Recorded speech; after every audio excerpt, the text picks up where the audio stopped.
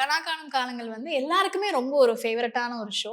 And அதில வந்து இவங்கள வந்து நீங்க பார்க்காம இருந்திருக்கவே முடியாது. Franklin we have Franklin with us. So கனா காணும் காலங்கள்ல நாங்க உங்கள பார்த்தோம். அண்ட் தென் அதிலிருந்து மூவ் ஆன் டூ இப்போ வரைக்கும் நீங்க ரொம்ப ஒரு ஃபெமிலியர் ஃபேஸா இருக்கீங்க. பட் அந்த கனா ஒரு ஒரு ஸ்டார்ட்டிங் பாயிண்ட் இருந்ததுல்ல. அத பத்தி சொல்லுங்க. First hi. ஆக்சுவலா கனா வந்து எப்படின்னா, நான் வந்து என்னோட மாஸ்காம் படிச்சுட்டு இருந்தேன் நானு. எம்ஏ மாஸ்காம் படிச்சுட்டு கோயம்புத்தூர்ல படிச்சேன். அதோட இன்டர்ன்ஷிப் தான் நான் வந்து சென்னை வந்தேன். So okay. ஃபர்ஸ்ட் டைம் வந்து சென்னை வந்து நானா தனியா வர்றது. ஸோ வரும்போது ஆஸ் யூசுவல் ஒர்க்லாம் பார்த்துருந்தேன். பார்த்துட்டு இருக்கும்போது திடீர்னு ஒரு நாள் வந்து அ ரவி சார்ன்னு ஒருத்தர் சேனல்ல இருந்தாரு. சார் வந்துட்டு நடிப்பியா? அப்படின்னாரு. உடனே எனக்கு என்ன சொல்றது அப்படி யோசிச்சுட்டே இருந்தேன். அப்ப என் கூட வினோத்ன்னு ஒரு அண்ணா.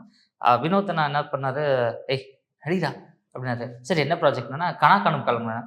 அப்பதான் கனா காணும் காலங்களா நடிக்கலாமா? அப்படிங்கிற ஏன்னா அதுக்கு முன்னாடி ஸ்கூல் சீசன் பார்த்துருக்கோம். பயங்கர ஸோ வந்து ஃபேமஸ் அது. இது இருந்துச்சு.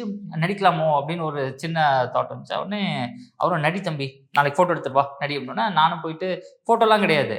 உடனே சரி இருந்து சும்மா ஒரு 2, 3 ஃபோட்டோ மட்டும் எடுத்துட்டு, போய் பிரிண்ட் போட்டு அடுத்த நாள் காலைல போய் ஒரு 3 ஃபோட்டோ குடுத்தேன். அந்த ஃபோட்டோ வாங்கி பார்க்க கூட இல்ல அவரு. இப்படி நேரா இப்படி வச்சுட்டு, "வா" அப்படின்னாரு.